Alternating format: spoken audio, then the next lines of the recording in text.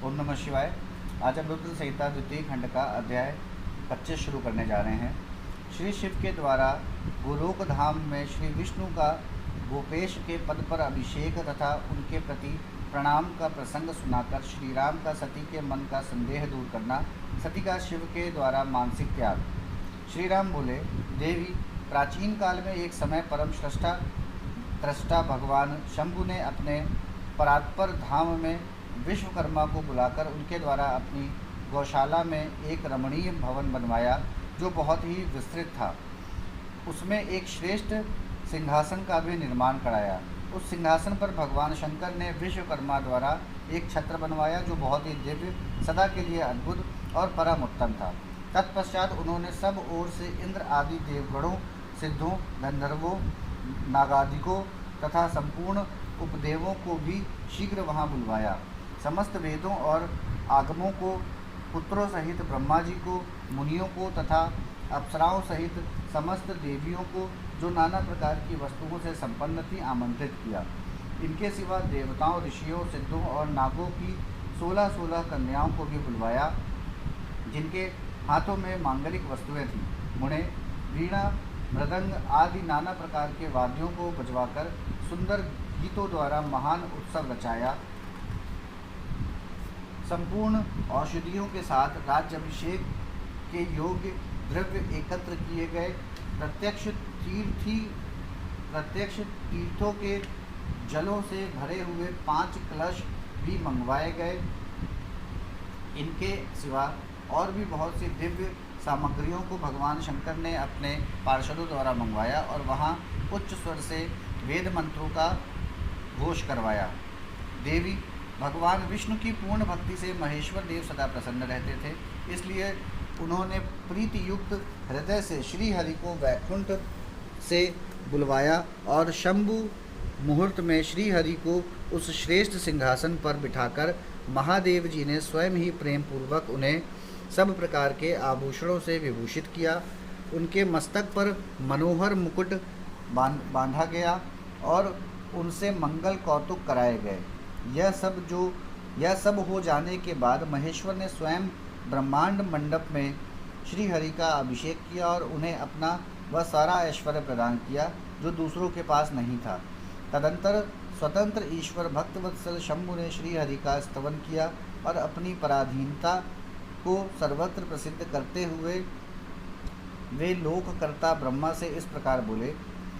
महेश्वर ने कहा, लोकेश, आज से मेरी आज्ञा के अनुसार ये विष्णु हरि स्वयं मेरे वंदनीय हो गए। इस बात को सभी सुन रहे हैं।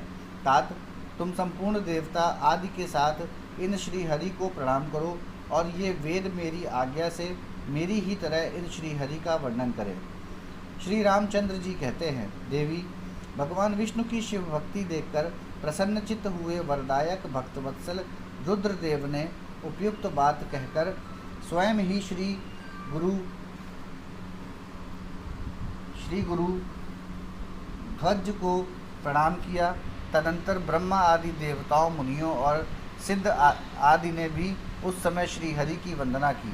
इसके बाद अत्यंत प्रसन्न हुए भक्तवत्सल महेश्वर ने देवताओं के समक्ष श्री हरि को बड़े बड़े वर प्रदान किए। महेश बोले, हरे, तुम मेरी आज्ञा से संपूर्ण लोकों के कर्ता, पालक और संहारक हो। धर्म, अर्थ और काम के दाता तथा दुर्नीति अथवा अन्याय करने वाले दुष्टों को दंड देने वाले हो। महान बल पराक्रम से संपन्न, जगत पूज्य जगदीश्वर बने रहो। समरांगण में तुम कहीं भी जीते नहीं जा सकोगे। मुझसे भी तुम कभी पराजित नहीं होगे। तुम मुझसे मेरी दी हुई 3 प्रकार की शक्तियाँ ग्रहण करो। एक तो इच्छा आदि की सिद्धि, दूसरी नाना प्रकार की लीलाओं की प्रकट करने की शक्ति और तीसरी तीनों लोकों में नित्य स्वतंत्रता। हरे, जो तुमसे द्वेष करने वाले हैं वे निश्चय ही मेरे द्वारा प्रयत्न पूर्वक दंडनीय होंगे। विष्णु, मैं तुम्हारे भक्तों को उत्तम मोक्ष प्रदान करूंगा। तुम इस माया को भी ग्रहण करो जिसका निवारण करना देवता आदि के लिए भी कठिन है तथा जिससे मोहित होने पर यह विश्व जडरूप हो जाएगा। हरे, तुम मेरी बाईं भुजा हो और विधाता दाहिनी भुजा हैं। तुम इन विधाता के भी उत्पादक और पालक होगे। मेरा हृदय रूप जो रुद्र है वही मैं हूँ, इसमें संशय नहीं है। वह रुद्र तुम्हारा और ब्रह्मा आदि देवताओं का भी निश्चय ही पूज्य है। तुम यहाँ रहकर विशेष रूप से संपूर्ण जगत का पालन करो। नाना प्रकार की लीलाएं करने वाले विभिन्न अवतारों द्वारा सदा सबकी रक्षा करते रहो। मेरे चिन्मय धाम में तुम्हारा जो यह परम वैभवशाली और अत्यंत उज्ज्वल स्थान है वह गोलोक नाम से विख्यात होगा। हरे, भूतल पर जो तुम्हारे अवतार होंगे वे सबके रक्षक और मेरे भक्त होंगे।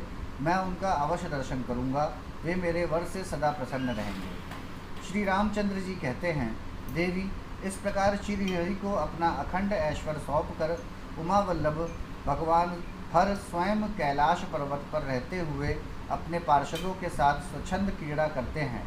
तभी से भगवान लक्ष्मीपति वहाँ गोपवेश धारण करके आए और गोप गोपी तथा गौओं के अधिपति होकर बड़ी प्रसन्नता के साथ रहने लगे। वे श्री विष्णु प्रसन्नचित हो समस्त जगत की रक्षा करने लगे। वे शिव की आज्ञा से नाना प्रकार के अवतार ग्रहण करके जगत का पालन करते हैं। इस समय वे ही श्री हरि भगवान शंकर की आज्ञा से 4 भाइयों के रूप में अवतीर्ण हुए हैं। उन 4 भाइयों में सबसे बड़ा मैं राम हूँ, दूसरे भरत, तीसरे लक्ष्मण और चौथे भाई शत्रुघ्न हैं। देवी, मैं पिता की आज्ञा से सीता और लक्ष्मण के साथ वन में आया था। यहाँ किसी निशाचर ने मेरी पत्नी सीता को हर लिया है और मैं विरही होकर भाई के साथ इस वन में अपनी प्रिया का अन्वेषण करता हूँ। जब आपका दर्शन प्राप्त हो गया तब सर्वथा मेरा कुशल मंगल ही होगा। माँ सती, आपकी कृपा से ऐसा होने में कोई संदेह नहीं है। देवी, निश्चय ही आपकी ओर से मुझे सीता की प्राप्ति विषयक वर प्राप्त होगा। आपके अनुग्रह से उस दुख देने वाले पापी राक्षस को मारकर मैं सीता को अवश्य प्राप्त करूंगा। आज मेरा महान सौभाग्य है जो आप दोनों ने मुझ पर कृपा की।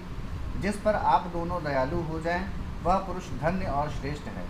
इस प्रकार बहुत सी बातें कहकर कल्याणमयी सती देवी को प्रणाम करके रघुकुल शिरोमणि श्री राम उनकी आज्ञा से उस वन में विचरने लगे। पवित्र हृदय वाले श्री राम की यह बात सुनकर सती मन ही मन शिव भक्ति परायण रघुनाथ जी की प्रशंसा करती हुई बहुत प्रसन्न हुई, पर अपने कर्म को याद करके उनके मन में बड़ा शोक हुआ। उनकी अंग कांति फीकी पड़ गई। वे उदास होकर शिव जी के पास लौटी। मार्ग में जाती हुई देवी सती बारंबार चिंता करने लगी कि मैंने भगवान शिव की बात नहीं मानी और श्री राम के प्रति कुत्सिल बुद्धि कर ली। अब शंकर जी के पास जाकर उन्हें क्या उत्तर दूंगी। इस प्रकार बारंबार विचार करके उन्हें उस समय बड़ा पश्चाताप हुआ। शिव के समीप जाकर सती ने उन्हें मन ही मन प्रणाम किया। उनके मुख पर विषाद छा रहा था। वे शोक से व्याकुल और निस्तेज हो गई थी। सती को दुखी देख भगवान हर ने उनका कुशल समाचार पूछा और प्रेम पूर्वक कहा, तुमने किस प्रकार परीक्षा ली। उनकी यह बात सुनकर सती मस्तक झुकाए उनके पास खड़ी हो गई। उनका मन शोक और विषाद में डूबा हुआ था। भगवान महेश्वर ने ध्यान लगाकर सती का सारा चरित्र जान लिया और उन्हें मन से त्याग दिया। वेद धर्म का प्रतिपालन करने वाले परमेश्वर शिव ने अपनी पहले की हुई प्रतिज्ञा को नष्ट नहीं होने दिया। सती का मन से त्याग करके वे अपने निवास भूत कैलाश पर्वत पर चले गए। मार्ग में महेश्वर और सती को सुनाते हुए आकाशवाणी बोली, परमेश्वर तुम धन्य हो और तुम्हारी यह प्रतिज्ञा भी धन्य है। तीनों लोकों में तुम्हारे जैसा महायोगी और महाप्रभु दूसरा कोई नहीं है। वह आकाशवाणी सुनकर देवी सती की कांति फीकी पड़ गई। उन्होंने भगवान शिव से पूछा, नाथ मेरे परमेश्वर, आपने कौन सी प्रतिज्ञा की है, बताइए। सती के इस प्रकार पूछने पर भी उनका हित चाहने वाले प्रभु ने पहले अपने विवाह के विषय में भगवान विष्णु के सामने जो प्रतिज्ञा की थी उसे नहीं बताया। मुने, उस समय सती ने अपने प्राणवल्लभ पति भगवान शिव का ध्यान करके उस समस्त कारण को जान लिया जिससे उनके प्रियतन्मय उन्हें त्याग दिया। शंभु ने मेरा त्याग कर दिया। इस बात को जानकर दक्ष कन्या सती शीघ्र ही अत्यंत शोक में डूब गई और बारंबार सिसकने लगी। सती के मनोभाव को जानकर शिव ने उनके लिए जो प्रतिज्ञा की थी उसे गुप्त ही रखा और वे दूसरी दूसरी बहुत सी कथाएं कहने लगे। नाना प्रकार की कथाएं कहते हुए वे सती के साथ कैलाश पर जा पहुँचे और श्रेष्ठ आसन पर स्थित हो चित्त वृत्तियों के विरोध पूर्वक समाधि लगा अपने स्वरूप का ध्यान करने लगे। सती मन में अत्यंत विषाद ले अपने उस धाम में रहने लगी। मुने, शिवा और शिव के उस चरित्र को कोई नहीं जानता था। महामुने, स्वेच्छा से शरीर धारण करके लोक लीला का अनुसरण करने वाले उन दोनों प्रभुओं का इस प्रकार वहाँ रहते हुए दीर्घ काल व्यतीत हो गया। तत्पश्चात उत्तम लीला करने वाले महादेव जी ने ध्यान तोड़ा। यह जानकर जगदम्बा सती वहाँ आई और उन्होंने व्यथित हृदय से शिव के चरणों में प्रणाम किया। उदार चेता शंभु ने उन्हें अपने सामने बैठने के लिए आसन दिया और बड़े प्रेम से बहुत सी मनोरम कथाएं कहीं। उन्होंने वैसी ही लीला करके सती के शोक को तत्काल दूर कर दिया। वे पूर्वक सुखी हो गईं। फिर भी शिव ने अपनी प्रतिज्ञा को नहीं छोड़ा। तात, परमेश्वर शिव के विषय में यह कोई आश्चर्य की बात नहीं समझनी चाहिए। मुनि लोग शिवा और शिव की ऐसी ही कथा कहते हैं। कुछ मनुष्य उन दोनों में वियोग मानते हैं, परंतु उनमें वियोग कैसे संभव है? शिवा और शिव के चरित्र को वास्तविक रूप से कौन जानता है? वे दोनों सदा अपनी इच्छा से खेलते और भांति भांति की लीलाएं करते हैं।